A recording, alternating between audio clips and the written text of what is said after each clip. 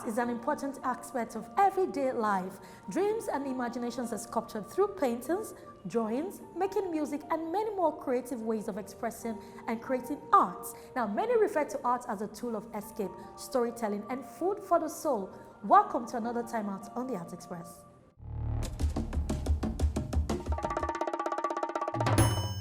African-inspired ornaments and more presents Tales, an exhibition of contemporary African crafts curated by Ifeanyi Oroemeka at the Radisson Blu, Lagos.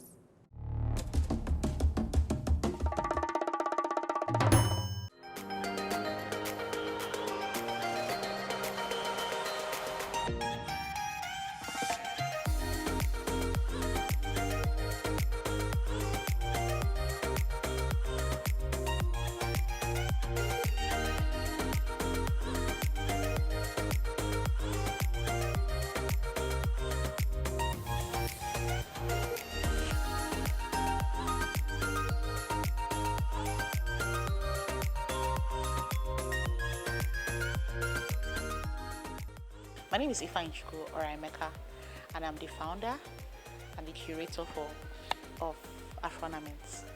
And this exhibition is titled Tales, and Tales is just exploring and trying to present the ingenuity of African artists and their crafts.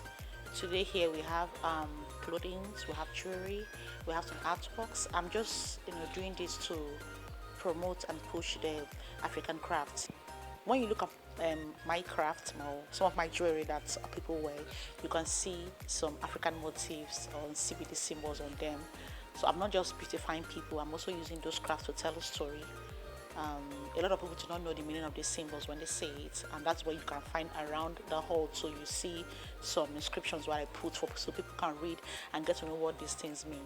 Africans as a people, we give a lot of reference to God, and these symbols talk about that. It's talking about family, it's talking about community, it's talking about people, it's talking about the richness of the continent of Africa. So, and that is what the messages you find on my jewelry. I just did this to show the world that there's so much that we have in store and that we can share with the world, that we can give to the world. There's so many beautiful things going on in Africa, and I'm just playing my part to show it.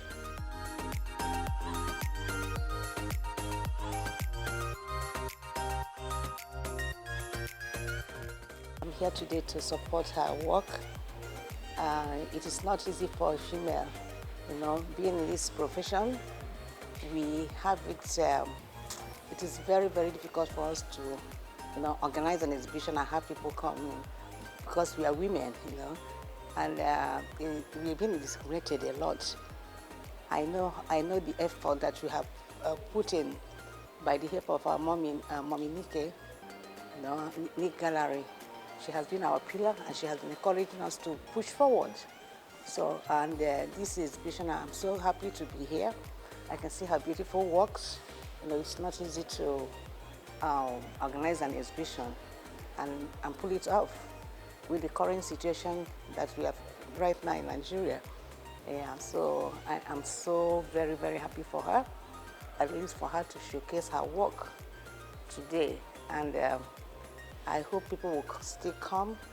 The rain might have discouraged some people, but I know that later in the events, some people will still come. She has very beautiful work. Instead of, this is handmade and with our local content, So this is what we need. Instead of wasting money on gold and all these, I personally, you see what I'm wearing, and that's me. This is where I dress. I'm a big person, so I'm encouraged to see that she's doing a wonderful work. Tales explores and presents the ingenuity of African crafts.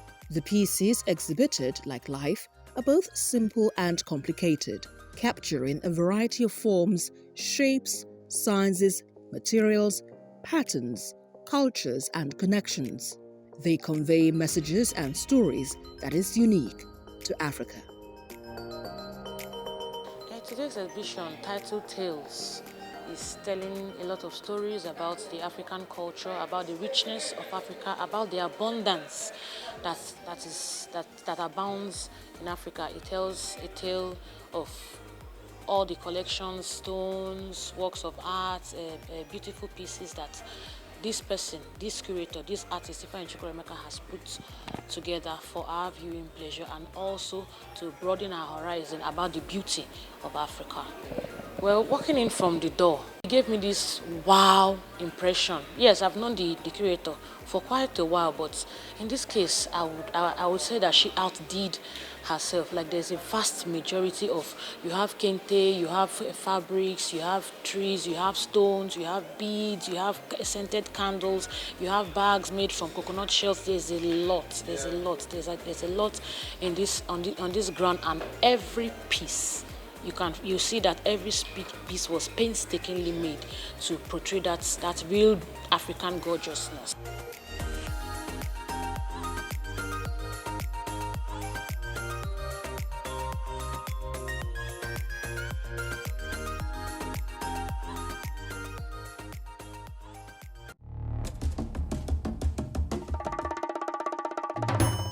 Raleigh Gallery presents an exhibition titled When the Glory is Gone by Jessica Source, curated by Wana Udombang. Now, the painting of works is an exploration of the in-between, the oscillation from how we present ourselves to the world against our actual realities. Let's go there.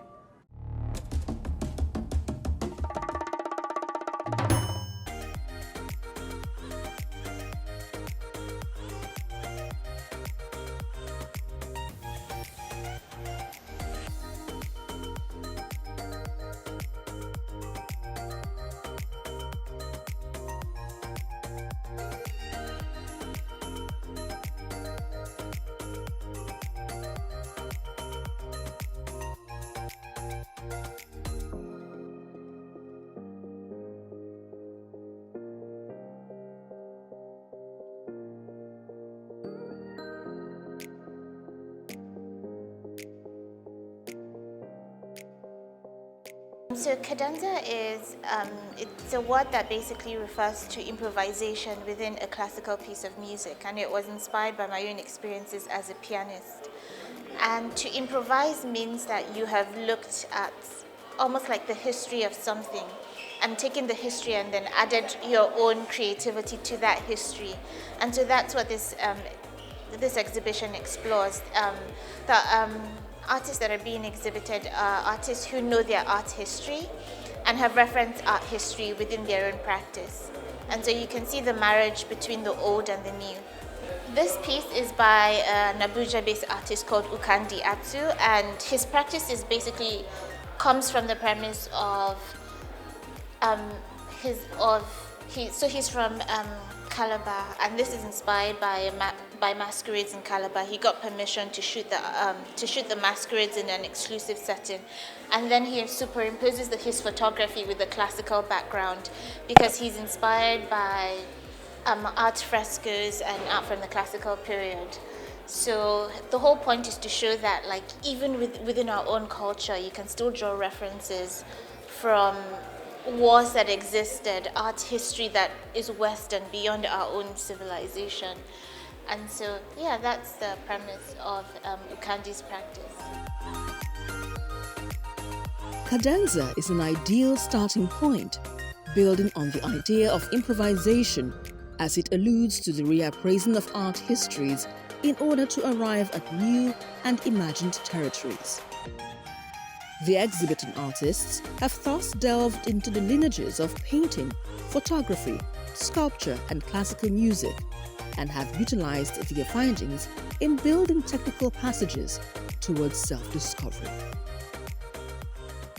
The work is just trying to capture the particular moment of the Owambe party, where we take pictures in groups and all those things, and especially with the fabrics.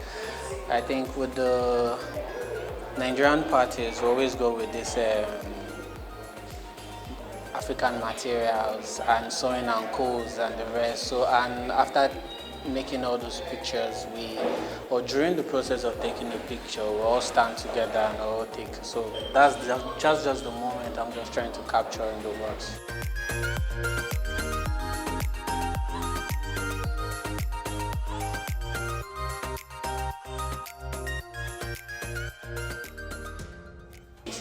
So yeah, the works on display majorly were all inspired by my dance experiences.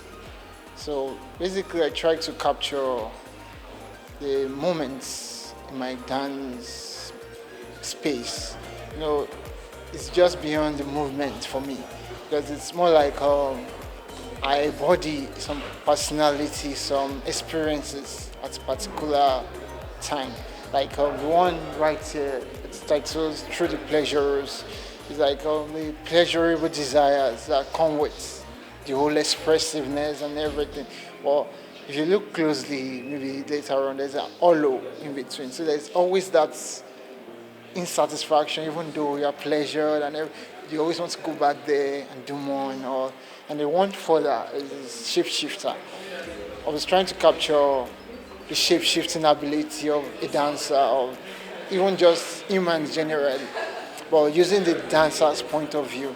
So as dancers, I don't know if you're familiar with contortionists, people who twist their body, yeah. So the whole essence why dancers go through all those body rigorous actions is just to give everyone a different perspective to what can be. Same with us as human, we bend and twist our nature, our values, just to see what else could be. So that's just basically what it's all about.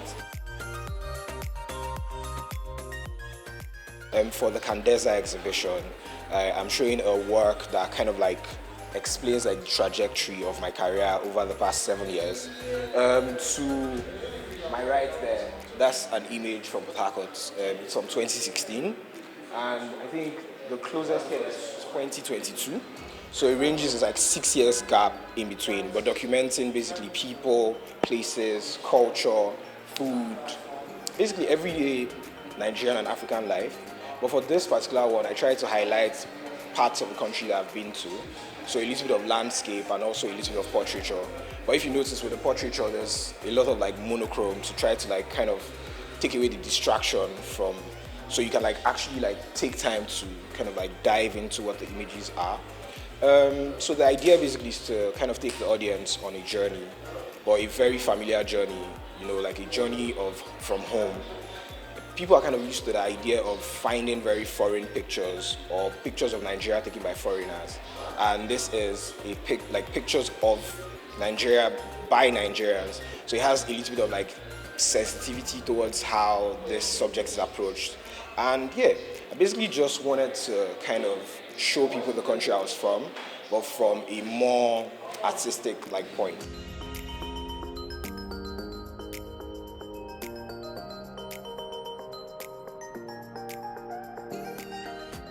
I composed a piece, Imagination, and I also performed it for this exhibition.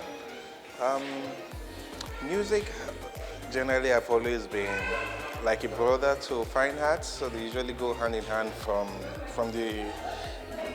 as long as I can think of, Renaissance, Dark Age. So it's nothing entirely new that we're having piano music featured today at the exhibition here at Affinity Gallery. But then particular about this piece that I titled Imagination. I try to imagine a real world where we have peace and harmony. The music starts with a very much calmness and serenity, kind of. Then, at a point in time, there's some kind of uncertainty where you're not sure where the music could go, and ends in a question like, if I should use musical term and say it ends in imperfect cadence, then where the main theme reoccurred again, more of an assurance, that, okay, yeah, the world can be in harmony. Somewhere later in the music too, it gets a little bit turbulent, and you can see some kind of aggression in the music. So, but at the end of it, there's even a much more emphasized reassurance of peace and harmony. So that's basically what the music is all about.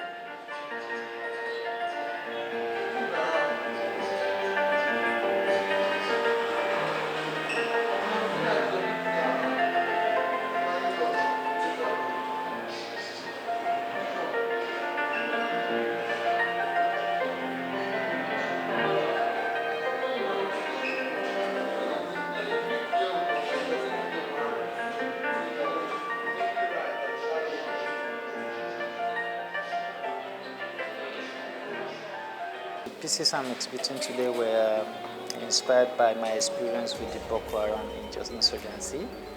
Yeah, and I'm actually working on redefining the subject of human vulnerability. The choice of colors, I think, is big due to my title of the works I chose. Yeah, so they actually influence my choice of colors.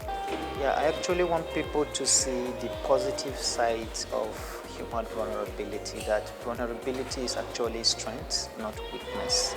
Because there's actually something that people can learn from every situation. There was this point in time when there were serious these cases of misfire from the side of the military, and I used to barb also. Yeah, so, and my shop, barbing salon, is close to the barracks. So sometimes the soldiers will come from the bush, like they want to do one or two things in the barracks before they go back to the bush again. So, as military, they want to shave before they come in. So sometimes you see the soldiers would keep your gun like this, looking upward, and barbing them, I'll be like, what if there is something like misfire again? How will I do like this? But thank God nothing happens. Yeah, I actually want people to have these positive sides of human vulnerability, so that we'll actually get to treat each other well.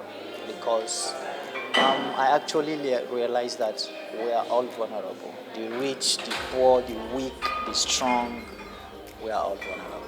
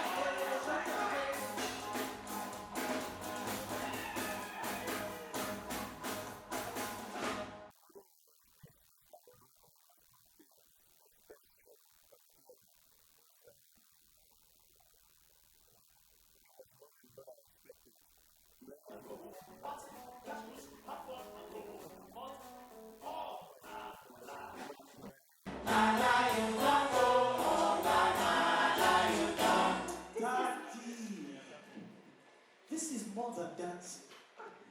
We have a plan. Do we not have a plan? We do. I said, do we not have a plan? We do. And this time, the movement has come to stay. Exactly. Right. you are right. So guys, get around. Come. Come. So the thing is, I've been tweeting all day. I've been making videos and posting. And guess what? We are trending on Twitter. Look at this one here. He says, I would like to raise money for your campaign. It's somebody with the back right now. It's somebody with the back right now. It's somebody with the back right now. Back right now. Back right now.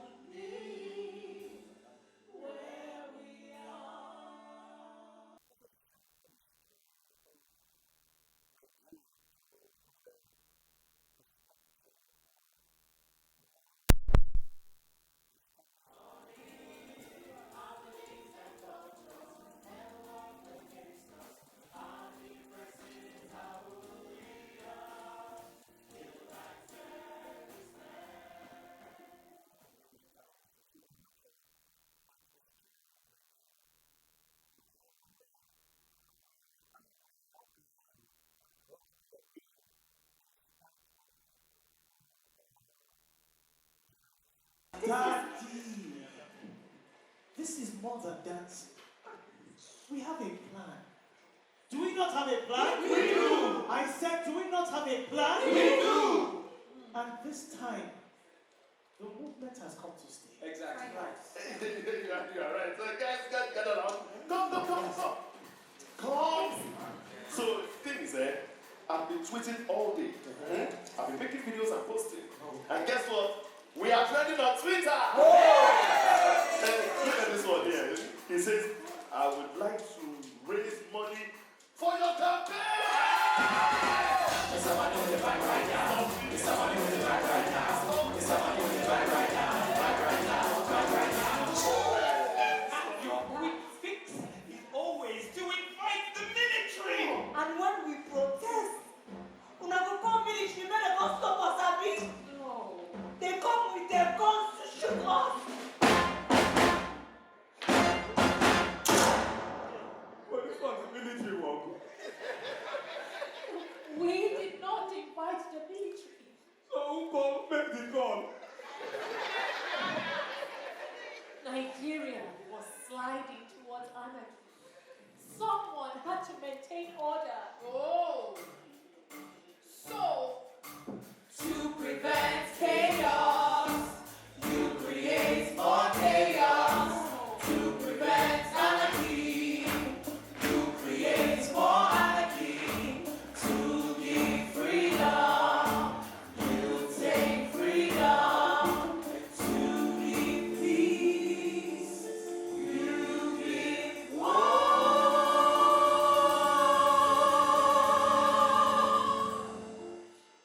I see Motherland as exploring the voice of young Nigerians against the backdrop of the history of what has happened in this country. So that's really what Motherland is about, and that's why even after the elections, there's some things in the script that we were able to adapt easily, because that sentiment of frustration plays throughout the entire script, the entire play. It's really what it's about.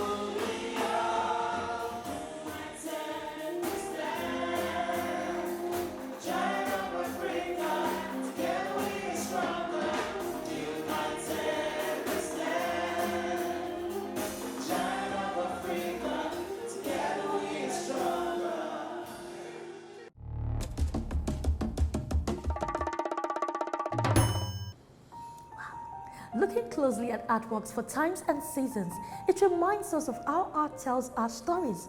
Art requires the mind to work at ending meanings and bringing beautiful connections to the human race. This is where we will be drawing the curtain on today's episode of the Art Express. Join us again, same time, same station next week.